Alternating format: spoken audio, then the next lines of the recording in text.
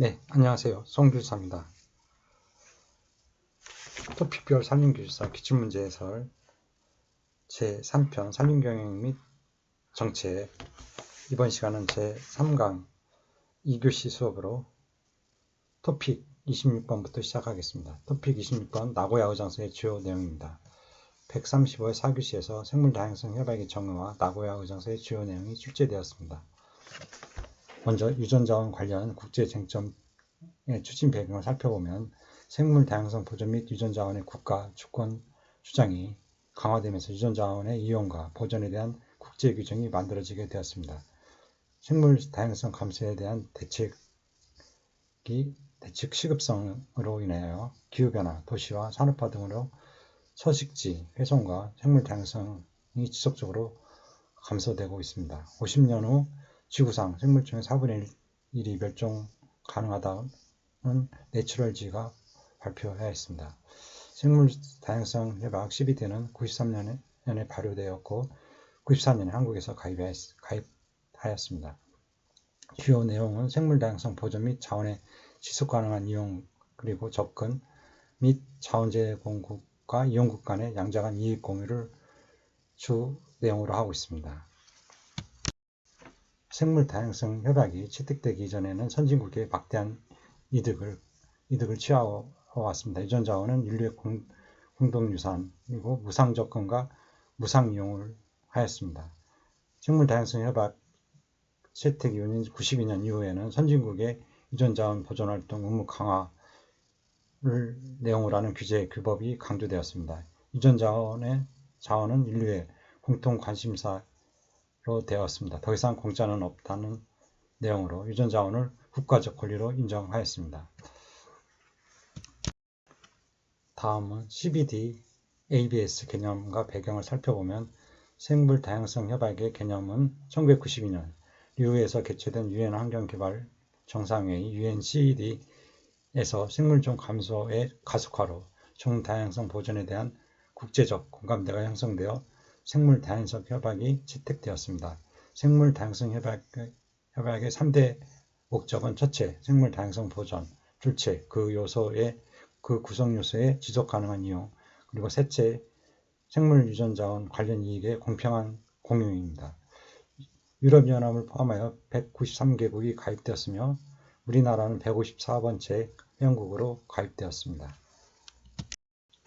CBD-ABS의 의정서, 일명 나고야 의정서 채택 배경을 살펴보면 CBD 제5차 당사국총회에서 유전자원의 접근 및 공평한 이익 공유 ABS를 이행을 위한 개방형 특별 자원반을 설립하였습니다. 2002년 유전자원 접근 및 이용 공유에 대한 국제 지침서인 본 가이드라인이 채택되었지만 법적 구속력이 있는 국제적 기준이 필요하다고 결의하였습니다. 약 10년에 걸쳐서 자원 이용국과 제공국들의 첨예한 논의를 통해 2010년 10월에 나고야에서 개최된 생물다양성 협약 제10차 당사국 총회에서 유전자원의 접근 및 이익 공유에 관한 의정서, 일명 나고야 의정서가 채택되었습니다. 나고야 의정서는 생물 유전자원을 이용해서 발생하는 이익을 자원 제공국과 공유하도록 규정하는 국제규범으로 10년에 걸친 국제협상의 결과물이었습니다. 채택된 나고야 의정서에는 주로 생물 유전자원 이용국인 선진국의 입장이 상대적으로 많이 반영되었으며 이에 따라 생물자원 보유국인 개도국은 선진국의 재정 지원을 기대하였습니다. 나고야 의정서 ABS의 주요 내용을 살펴보면 먼저 유전자원 접근 시 사전 통보 승인을 필요로 합니다. PIC라고 해가지고 Prior Informated Consent입니다. 유전자원에 접근하고자 하는 자는 사전에 해당 유전자원을 보유하고 있는 국가 또는 제공자에게 필요한 정보를 제공하고 접근 승인을 받아야 합니다. 두 번째, 유전자원 접근과 이익 공유에 대해 유전자원 제공자와 이용자 간의 상호 합의 조건 MAT라고 합니다. Multi Agreed Terms 체결이 필요합니다. 유전자원의 접근과 이익 공유의 내용과 방법에 대해 MAT에 기술하고 이에 대해 상호 간에 합의를 해야 합니다. 셋째, 생물 유전자원과 관련 전통 지식까지 ABS에 포함됩니다. 생물 유전 자원뿐만 아니라 유전 자원 관련 전통 지식까지 MAT를 통해 접근과 이익의 공유가 가능합니다. 유전 자원 제공국과 유전 자원 이용국 간의 PIC, 유전 자원 접근 시 사전 통보 승인과 그 다음에 MAT, 유전 자원 접근과 이익 공유에 대한 유전 자원 제공자와 이용자 간의 상호 합의 조건의 체결이 필요합니다. 여기에는 세 가지로 되어 있습니다. 먼저 연락기관에서는 CBD와 연락기관, 그리고 유전 자원 접근 절차, 책임기관에 대한 제공 통보, 그 다음에 책임기관에서는 유전 자원 접근 허용을 결정하고 MAT를 체결하며 PIC와 MIT 관련 증명서를 발급합니다. 감사기관인 CP는 유전 자원 이용에 대한 사후 모니터링을 합니다. MAT에 따른 이행 적법성 여부를 감시합니다. 최종적으로 CBD 정보 공유 체계로 국가별 ABS 법률, 제도, 정책, 조치 현황 등에 관한 정보를 수집합니다. 나고야 의정서가 미치는 영향을 보면 본 의정서를 계기로 생물자원 부국들의 유전자원 주권의식이 크게 높아지고 이들 국가에서 보유하는 유전자원의 접근과 이익 공유에 대한 협상력이 증가할 것으로 예상됩니다. 먼저 자원주권으로 외국 반출 규제 등 자국 유전자원의 관리를 강화하고 다국적 기업의 국내 진출에 대한 이익 공유 요구 기능을 할 것이며 자국 유전자원의 무분별한 남용 및 이용 방지 효과가 기대됩니다. 다음은 바이오 산업과 연구입니다. ABS 이해 부족으로 소송과 같은 사후적 피해 초래가 우려되고 해외 유전자원 확보 부담으로 연구 및 사업이 제한될 수가 있을 것입니다. 의무준수 관련 모니터링 및 규제 비용이 증가하고 명확한 국제적 절차와 접근 보장으로 연구개발이 촉진될 것입니다. 다음은 경제적 가치 변화로 ABS 발효 이전에는 지재권 없는 포함 기업이윤 극대화하지만 ABS 발효 이후에는 지적재산권 포함 기업이윤이 제한될 것입니다. 종자생명산업은 당분간에 미치는 영향이 미미할 것으로 예상됩니다. 세부 내용 협상이 진행되고 있습니다. 식량 및 사료식물 64작물은 식량, 농업, 식물 유전자원 국제조약에 의해 관리될 것입니다.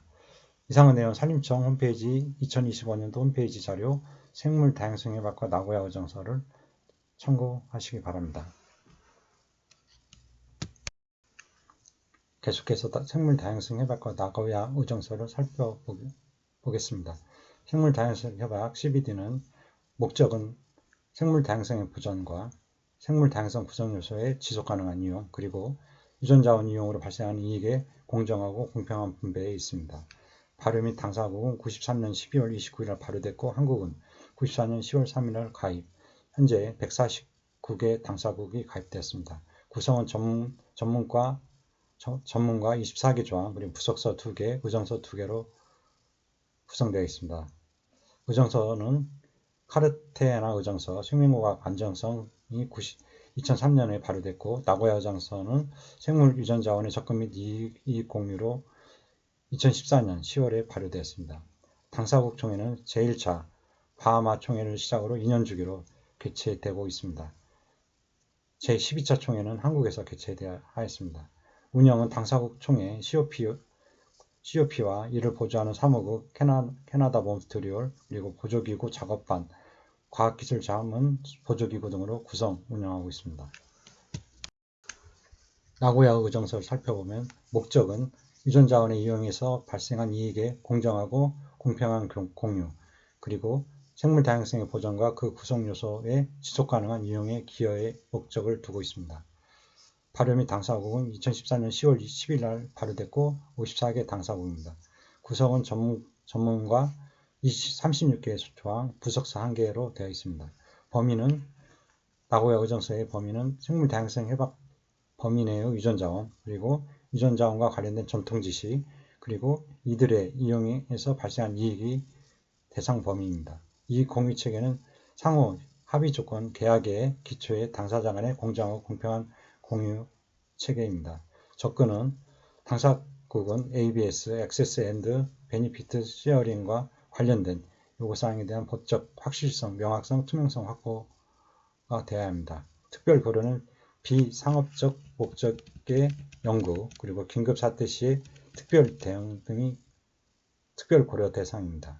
이상한 내용은 제12차 생물다양성협약 당사국 총회 및 제1차 나고야 의장서 당사국 회의 결과와 대응 방안으로 2015년 국립산림과학원 자료를 참고하시기 바랍니다. 토픽 27번 교토의정서와 발효장입니다. 75회 사교시에서 교토의정서 발효의 의의와 산림 분야의 대책, 그리고 84회 1교시에서 교토 메커니즘에 대한 내용, 95회 2교시에서 교토 메커니즘, 120회 3교시에서 교토의정서와 파리협정을 비교하고 신기후 체계에 대한 우리나라 산림 분야의 대응에 대하여 논하라. 이런 문제가 각각 출제되었습니다. 교토의정서의 개념을 보면 1990년 일본 교토에서 개최된 제3차 기후변화협약 당사국총회에서 온실가스 감축 목표를 설정하고 교토의 정의가 목표를 설정하고 교토의정서가 채택되었습니다. 교토의정서에서는 이산화탄소를 포함한 6종류의 온실가스 배출과 산림 등의 흡수 전체를 대상으로 목표를 설정하였습니다. 또한 선진국과 개발도상국, 개도국을 각각 부속서 1과 비부속서 1 국가로 분리하고 온실가스 감축에 대한 공통의 차별화된 의무를 규정하고 있습니다. 교토의정서의 도입을 보면 교토의정서 3.3조에서는 온실가스를 효과적으로 경제적으로 감축하기 위하여 공동이행제도 조인트 임플리멘테이션 JI, 청정개발체계 클린 디벨로프 메커니즘 CDM, 탄소 배출권 거래제도 에미션 트레이드 ET와 같은 교토 메커니즘을 도입하였습니다. 교토 메커니즘이란 선진국들이 온실가스 감축 의무를 자국 내에서 모두 이행하기에는 한계가 있는 것으로 생각하여 효과적인 온실가스 감축을 위한 수단으로 배출권의 거래나 공동사업을 통한 감축분의 이전 등을 통하여 협약국의 의무 이행의 유연성을 부여하고 있는 제도를 말하며 이를 유연성 체계라고 또 말합니다. 먼저 공동이행제도 JI란 온실가스를 의무적으로 감축해야 하는 부속서 원 국가들 사이에서 온실가스 감축 사업을 공동으로 수행하는 것을 인정하는 제도로서 한 국가가 다른 국가에 투자하여 감축한 온실가스 감축량의 일부분을 투자국의 감축 실적으로 인정하는 것입니다. 다음 청정개발체계 CDM은 온실가스 감축 의무가 있는 부속서 원 국가, 선진국이 감축 의무가 없는 비부속서 원 국가, 개발도상국에서 온실가스 감축 사업을 수행하여 얻어진 탄소 배출권을 선진국의 의무 감축량에 포함시킬 수 있도록 한 제도를 말합니다. CDM 사업은 총 15개 분야로 분류되며 그중 산림 분야에서는 주로 조림, 재조림, 청정개발 체계인 AR, CDM이 주를 이루고 있습니다.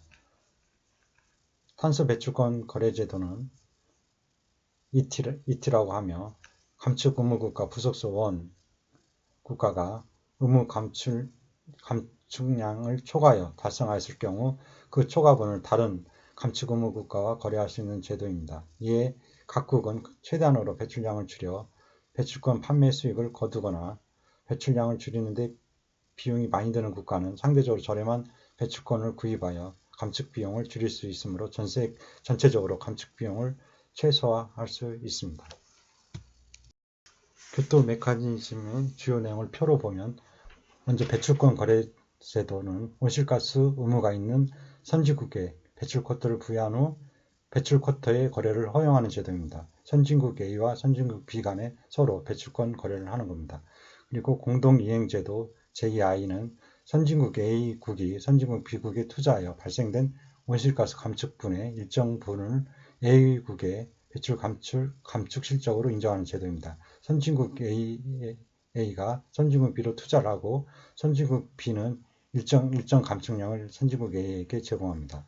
다음 청정개발체제의 CDM은 선진국 A국이 개발도상국인 B국에 투자하여 발생된 온실가스 배출 감축분을 자국의 감축 실적에 반영할 수 있도록 하는 제도입니다. 선진국 A가 개발국 B, 개도국 B에 투자하고 개도국 B에서 얻는 감축량을 선진국 A에서 인정받는 제도입니다. CDM 사업 인증 절차는 선진국 투자 사업을 유치하고 개도국에서 심사를 인증하면 CDM 집행위원회에서 배출 저감 실적 크레디트를 발급 승인합니다. 다음 파리협정, 파리기후변화협약, 신기후협약을 보면 2015년에 프랑스 파리에서 개최된 제1차 기후변화협약 당사국총회에서는 신기후체제 합의문인 파리협정이 채택되었습니다. 파리협정은 2020년 만료된 기존의 교토정서 체제를 대신하는 것으로 국제사회 장기 목표로 산업화 이전 대비 지구 평균 기온 상승을 2도 낮은 수준을 유지하고 온도 상승을 1.5도 이하로 제한하기로 합의하였습니다. 온실가스 감축의 국가별 기여 방향 Nationally Determined Contribution NDC는 스스로 정하는 방식을 채택하여 매 5년마다 상향된 목표를 제출하되 공동의 차별화된 책임 및 국가 간의 영권을 감안할 수 있도록 합의하였습니다. 또한 개도국의 이행 지원을 위해 기후재원과 관련하여 선진국의 재원 공급 의무를 규정하도록 합의하였습니다. 이와 같은 파리협정의 중요한 의미로는 모든 국가의 온실가스 감축과 적응의 책무가 강화된 것을 들 수 있습니다. 탄소의 주요 흡수원인 산림의 기능을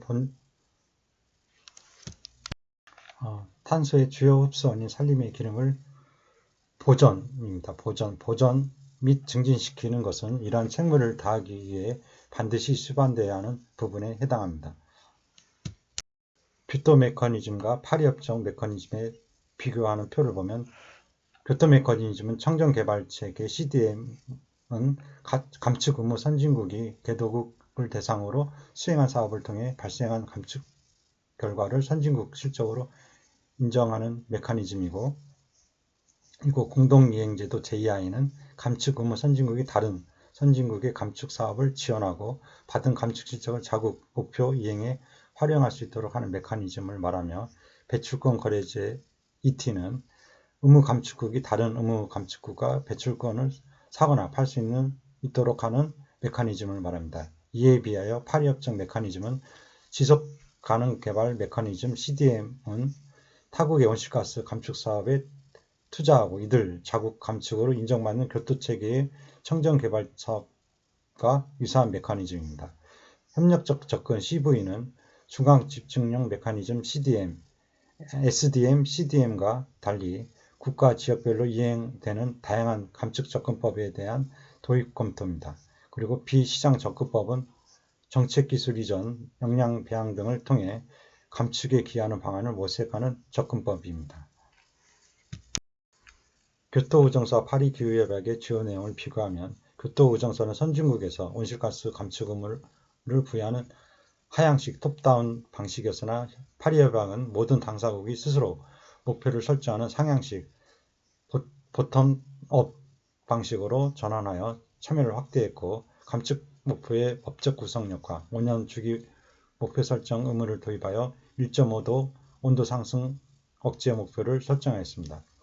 교토의정서는 당사국이 감축 의무를 이행하지 못하는 경우에는 달성하지 못한 감축량의 1.3배를 다음 공약 기간에 추가적으로 감축하도록 규정하여, 이러한 벌칙 규정은 국가들이 교토의정서 체계에 참여하기 꺼린 이유 중 하나였습니다. 이 대신 이와 비교하여 파리협정은 NDC에 대하여 법정 구성력을 부여하지 않았으며 투명성 체계도 비징벌적 방식으로 이루어져야 한다고 규정하고 있습니다. 표로 교토정서와 파리협정을 비교해보면, 먼저 목표는 교토정서는 온실가스 배출량 감축 1차 5.2%, 2차 18%였으며 파리협정은 기온 온난화 2도를 낮추는 것을 목표로 하고 1.5 목표 달성을 위해 노력을 하는 걸로 목표를 설정하고 있습니다. 범위는 교토정서가 주요 온실가스 감축에 초점을 맞춘 반면 파리협정은 온실가스 감축뿐만이 아니라 적응, 재원, 기술 이전, 역량 배양, 투명성 등을 포괄하는 개념입니다. 그리고 감축 의무 국가는 교토정서가 주로 선진국인데 반해 파리협정은 모든 당사국이 해당됩니다. 그리고 목표 설정 방식은 교토정서가 하향식 방법인 반면에 교토정서는 상향식 방법이고, 목표 불이행 시 징벌 여부는 교토정서는 징벌적이어서 미달성량의 1.3배를 다음 공약기간에 추가로 설정해야 하지만 파리협정은 비징벌적입니다. 그리고 목표 설정 기준에 교토정서는 특별한 언급이 없지만 파리협정은 진전적 원칙을 취하고 있습니다.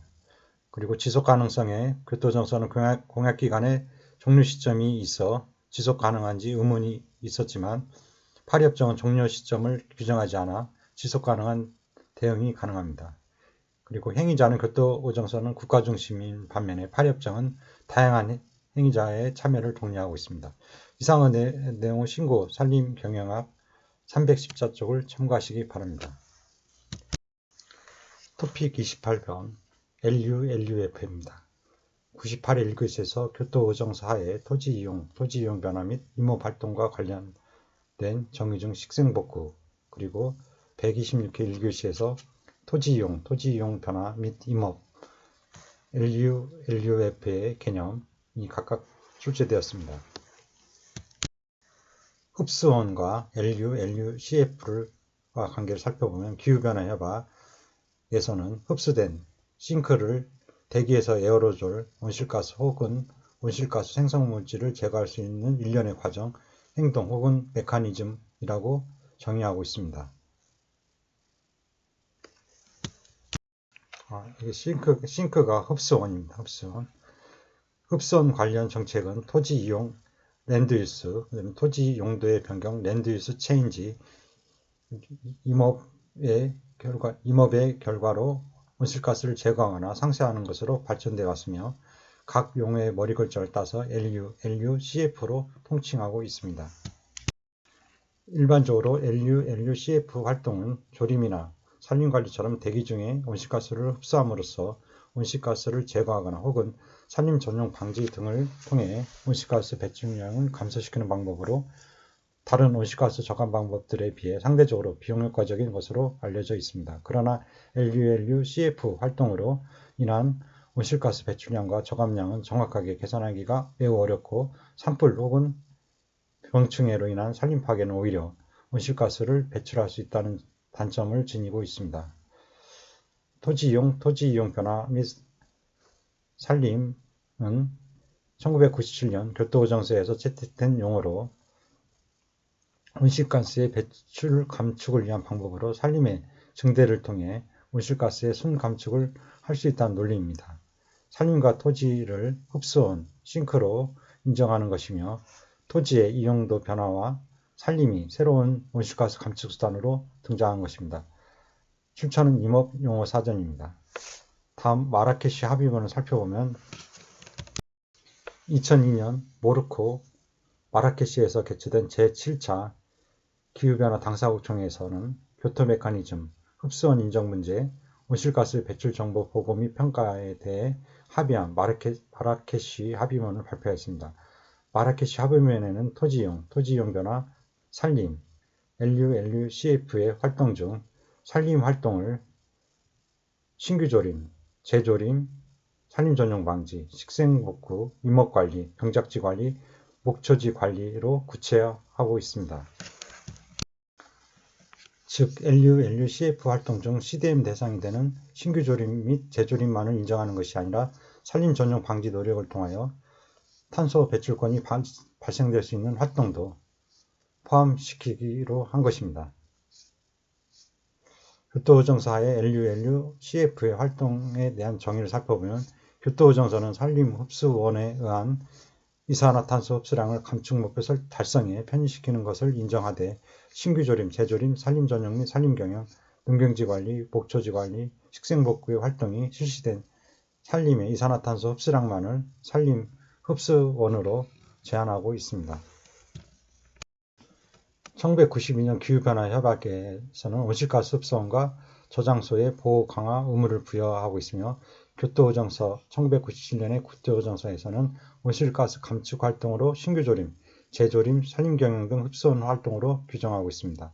마라케시 합의문 2001년에 마라케시 합의문에는 흡수원 인정 범위에 대한 구체적 기준을 제시하였습니다.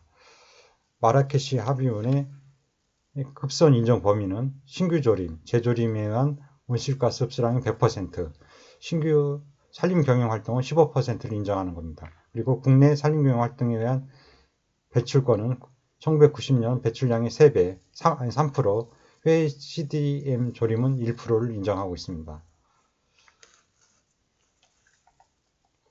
먼저 신규 조림을 살펴보면 어포레스테이션 50년 이상 산림 이해 용도로 이용해온 토지에 새로 인위적으로 산림을 조성하는 것이고, 재조림 리포리스테이션은 본래 산림이지만 89년 12월 30일 당시 산림이 아니었던 토지에 인위적으로 다시 산림을 조성하는 것을 말하며, 산림 전역은 디포레스테이션은 직접적이고 인위적으로 산림 이해 용도로 전환하는 것을 의미하며 배출 활동에 속합니다.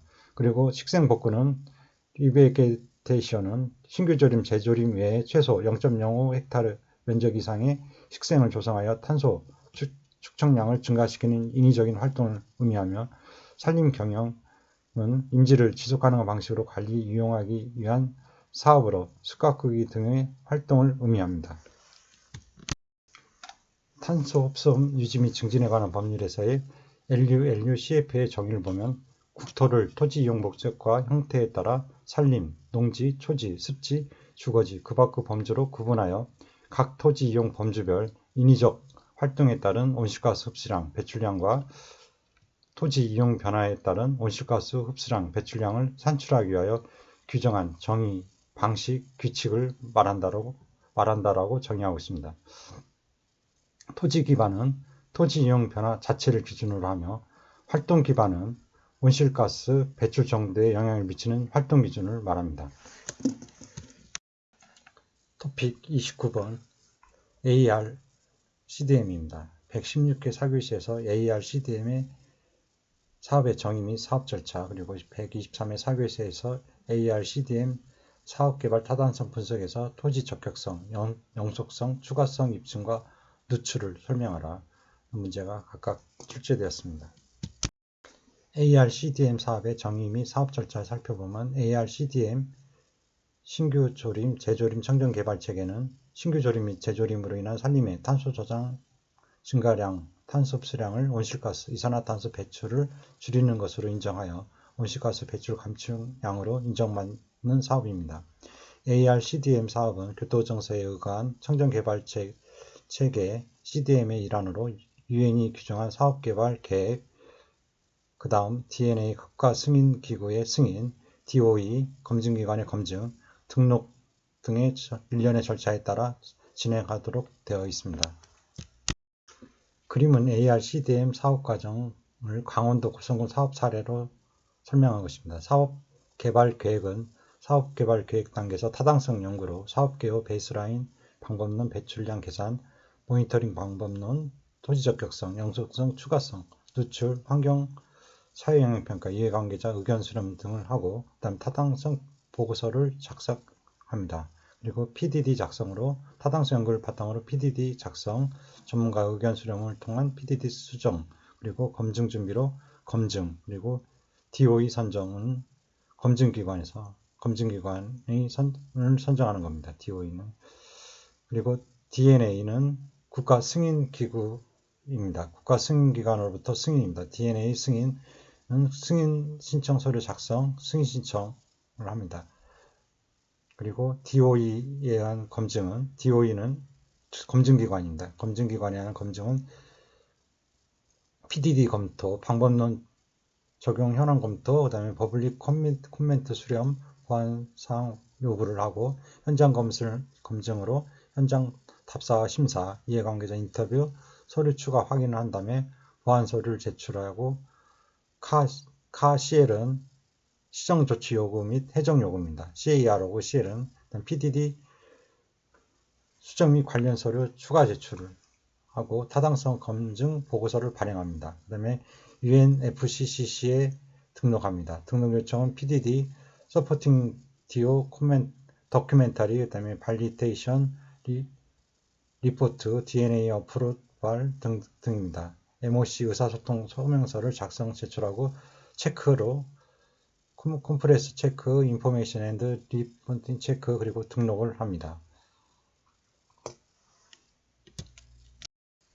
ARCDM 사업개발 타당성 연구는 토지 적격성 입증입니다.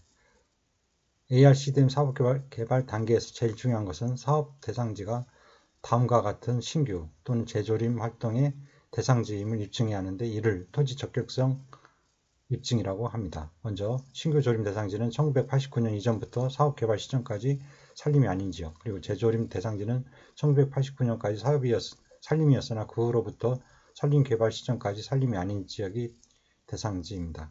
여기에서 산림의 정의는 UNFCCC에 각 국가가 등록한 산림의 정의에 포함되어야 합니다. 우리나라에서는 0.5헥타르 이상의 토지에 평균 수고 5m 이상의 인목이 10% 이상의 수관 올패도를 유지하고 있을 때를 산림으로 등록하고 있습니다. 이는 관련 법률로 탄소업소원 유지 및 증진에 관한 법률 시행규칙 제2조의 정의에서 다음과 같은 방법에 이용하여 현재 사업대상지 제2조 제2조로 정의하고 있습니다. 다음과 같은 방법을 이용하여 현재 사업대상지가 사업개발 시점에 산림이 아니며 향후에도 자연적으로 산림이 될 가능성이 없다는 것을 입증해야 합니다.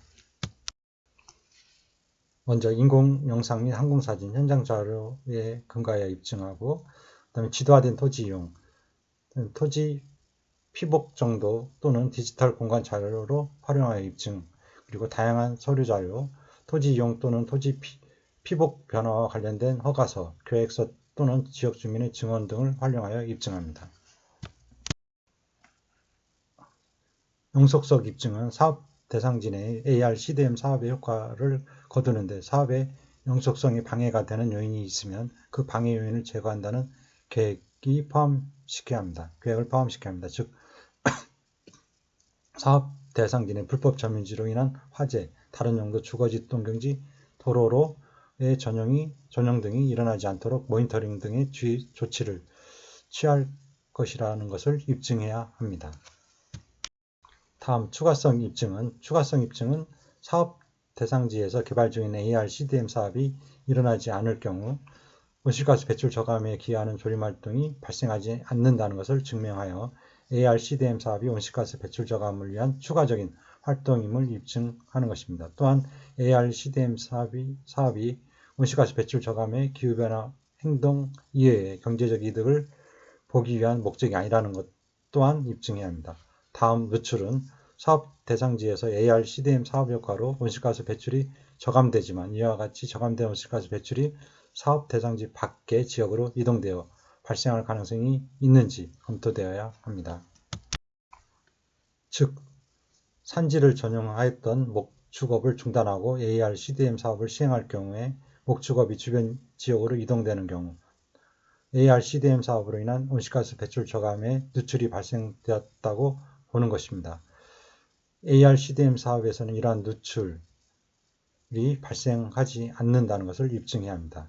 ARCDM 사업의 타당성 연구서에는 이외에도 환경영향평가, 사회경제영향평가, 이해관계자 의견 수렴 등이 이루어져야 합니다. 이상의 내용은 신고 산림경영학 322쪽을 참고하시기 바랍니다. 토픽 30번 REDD 플러스입니다. 90회 1교시에서 개도국 산림전용반지 REDD에 대하여 간단히 설명하라. 그리고 110회 2교시에서 REDD 플러스의 개념과 MRV 측정 보고 검증에 대하여 설명하라는 문제가 각각 출제되었습니다.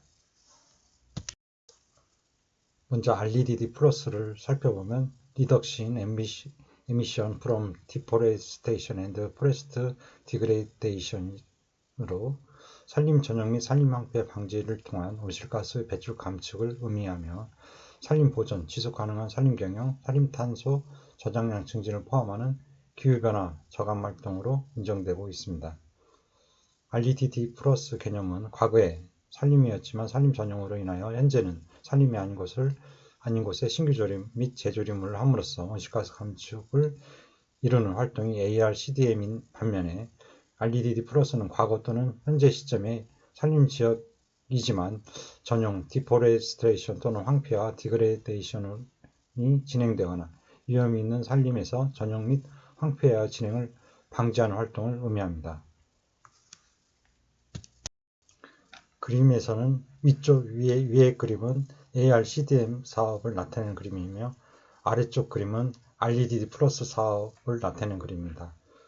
ARCDM 사업은 과거의 산림인 지역이 현재는 산림이 아닌 지역을 갖다가 함으로써 BA BAU 온실가스 배출 전망치가 미래에도 이렇게 산림이 아닌 걸로 나타나고, 하지만 CDM을 했을 때 미래의 산림으로 구성됩니다. 그리고 아래 REDD 플러스 사업은 과거의 산림이었지만 현재도 산림이 쇠퇴한 산림으로 유지가 되며 BAU는 미래에 신장되고, 그리고 REDD 플러스 사업을 통해 미래에 또 신장된 산림이 하나 더 증가하는 겁니다. REDD 플러스는 교토정책에 의한 ARCDM에 기초한 개념이었으나 개발도상국의 개발로 인한 산림 전용을 막기 위한 REDD로 출발되었습니다. 이후 산림 황폐화가 추가되어 REDD로 그 범위가 확장됐으며 인도네시아 발리에서 열린 제13차 당사국총회에서 포스트 2012 기후변화 협약 의제로 발의되었습니다. 폴란드 포즈난에서 열린 제14차 당사국 총회에서 지속가능한 산림 경영을 포함하는 REDD 플러스로 확장되었습니다. 이후에 당사국 총회를 거치면서 REDD 플러스는 사업을 위한 기술 및 재정 지원에 대한 협의와 방법론에 대한 합의가 이루어지게 되었습니다. 표는 REDD 플러스 사업 범위를 나타냅니다. 먼저 RED 사업은 산림 전용 방지가 사업 범위이고, REDD 사업은 산림 전용 방지에다가 산림 황폐화 방지까지 추가한 겁니다. REDD 플러스 사업은 산림 전용 및 황폐화 방지에다가 두 가지를 더 플러스했습니다. 지속 가능한 산림 경영과 산림 탄소 증진을 사업 범위를 확장했습니다. 그림은 REDD 플러스 이행에 따른 탄소 흡수량 증진의 개념들입니다. 탄소 저장량이 현재에서 REDD 플러스 활동 미이행 시 탄소 저장량은 감소되고 CO2 배출은 증가합니다. REDD 플러스 활동 이행 이후에는 탄소 저장량이 증가하며 CO2는 감소합니다. 그리고 그 미래에는 탄소 저장량이 훨씬 증가하고 CO2는 계속 감소합니다.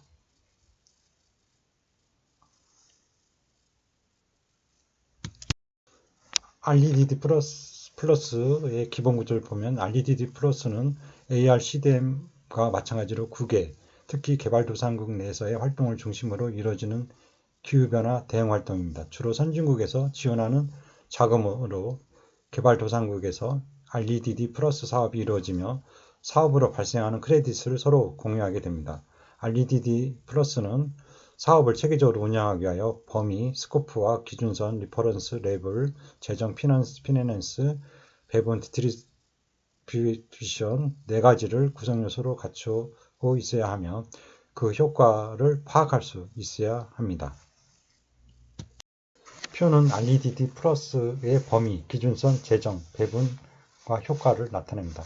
먼저 범위는 REDD 플러스 하에서 온실가스 배출 감축량을 발생시켰다고 인정받을 수 있는 활동을 의미합니다. 기준선은 배출 감축량 측정을 위해 기준이 되는 규모를 의미하며 과거에 일정 기간 동안 산림 전용 및 온실가스 배출량을 추정하여 기준선으로 활용합니다. 재정은 배출 감축을 보상하기 위해 재원 어디로부터 마련할 것인가에 관한 내용으로 공공기금을 이용한 방법과 탄소시장을 이용한 방법 등이 있습니다. 배분은 REDD 플러스 활동으로 얻은 수익을 누구에게 어떻게 분배할 것인가에 관한 내용이고, 효과는 환경적, 경제적으로 효과적이고 효율적인지, 배분이 공정하고 정치적으로 적합한지에 대한 검토입니다. REDD 플러스의 MRV를 살펴보면 REDD 플러스를 통해 발생한 온실가스 감축량을 인정받기 위해서는 투명성을 확보할 수 있는 국가 산림 감시 체계를 갖추고 있어야 합니다. 이를 위해서는 REDD 플러스 실적에 대한 객관적이고 과학적인 MRV가 필수적입니다. MRV는 산림탄소 저장량을 측정하고 국가 단위에서 일어나는 저장량의 변화를 정확하게 알아내기 위한 산림 감시 시스템으로 온실가스 배출량 및 흡수량을 측정, 메저링, 그다음에 보고, 리포팅, 그다음에 검증, 버리피케이션을 말합니다. REDD 플러스의 측정 보고 검증의 표를 보면, 먼저 측정은 REDD 플러스 사업 수행으로 생겨난 온실가스 흡수량, 배출 감소량을 정량하여 기록하는 행위를 말하고, 보고는 측정된 탄소 배출량과 감축량, 계산 방법 및 절차, 현재와 미래 전망 등에 대한 대에 작성하여 보고하는 행위를 말하며, 검증은 REDD 플러스 사업이 등록된 뒤 모니터링을 실시하고 그 결과를 검증하는 것을 통해 탄소 배출권을 인증하는 것을 의미합니다. 먼저 측정은 REDD에서 측정은 산림 내의 관리 및 비관리 토지, 탄소 저장고,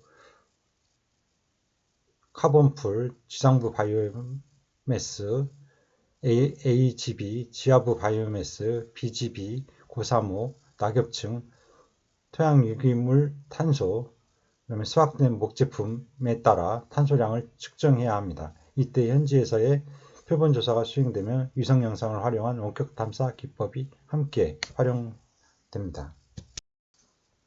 표는 탄소 저장고 종류 및 내용입니다. 그래서 탄소 저장고로 임목 바이오매스는 지상부와 지하부로 나뉘며, 지상부에서는 살아있는 임목의 줄기, 그루터기, 가지, 나무 껍질, 씨앗, 잎을 포함한 토양 위의 목재와 풀 등이 해당되며, 지하부 바이오매스는 살아있는 뿌리의 모든 바이오매스를 말합니다. 다음 고사목은 낙엽층 안에 포함되지 않거나 서 있거나 또는 누워 있는 경우 살아있지 않는 목재 바이오매스를 말하며, 낙엽층은 광물과 유기 토양의 안 또는 위에서 부패 중이며 땅속에 묻혀있는 고사물로 최소 직경 미만의 살아있지 않은 바이오매스를 말합니다. 토양 유기물 탄소는 특정 깊이의 토양 및 유기물을 말하며, 수확된 목제품은 벌채 지형에 남겨진 모든 목재료, 수피를 포함한 모든 목재료를 말합니다. 다음 보고란 계산된 탄소 배출량과 감축량, 계산 방법, 절차, 그리고 현재와 미래 전망 등에 대한 정보를 규정된 보고 지침, 형식, 절차에 따라 작성하여 보고하는 것을 말합니다. 기후변화 협약에 의하면 보고에 관한 형식이 정해진 바는 없지만 검증에 필요한 모든 정보를 담고 있어야 하며, 투명성, 일관성, 비교성, 완전성, 정확성의 5가지 원칙을 준수해야 합니다. 보고에는 사업 지원, 사업 체계 구축, 사업 참여자 및 역할 선정, 대상지 선정 기준, 산림 소유권 파악, 후보 대상자 발굴, 제도 분석, 산림 현황 분석, 방법론 분석 및 선정, 그리고 기준선 추정, 현장 사업 개발, 경제성 분석 등의 내용이 포함되어야 합니다. 이러한 보고 내용을 기초로 사업계획 노트 작성, 그리고 사업계획서, PDD 작성, 그리고 타당 평가 보고서 작성, 사업 등록, 모니터링, 검증 절차가 이루어져야 합니다. 기준선 설정은 기준선, 리퍼런스 레벨이란 현재 배출되는 온실가스가 미래에도 그대로 배출되는 상황을 가리킵니다. 달리 표현하면 REDD 플러스 사업을 하지 않을 때 발생하는 미래의 온실가스 배출량을 의미하는 것입니다. 그림에서 보는 바와 같이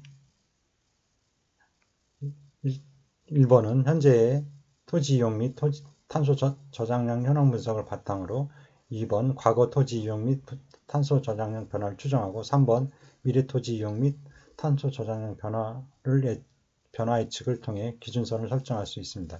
이러한 기준선을 통해 REDD 플러스 사업으로 인한 탄소 감축 잠재량을 추정할 수 있습니다. 그림은 기준선 설정 및 탄소 감축 잠재량 추정 그림입니다.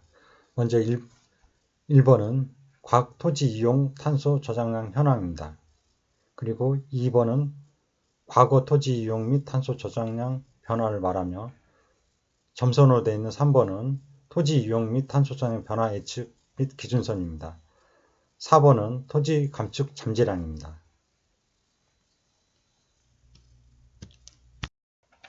다음 검증 단계는 일반적으로 검증이란 객관적인 증거를 통해 지정된 요구 조건이 충족되는가를 확인하는 과정을 말합니다.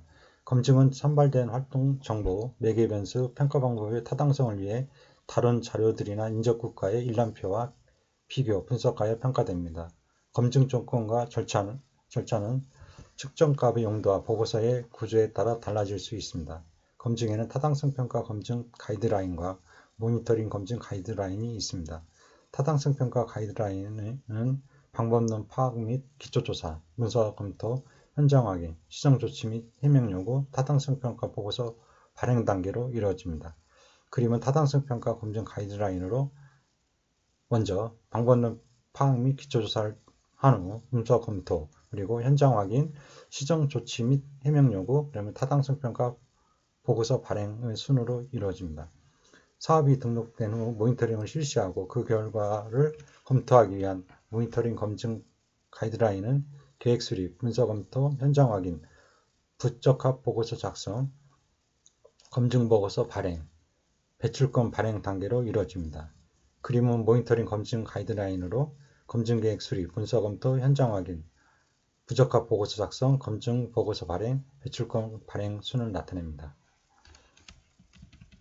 이상은 신고 산림경영학 326쪽을 참고하여 주시기 바랍니다. 이상으로 3강 2교시 강의를 마치도록 하겠습니다. 수고하셨습니다.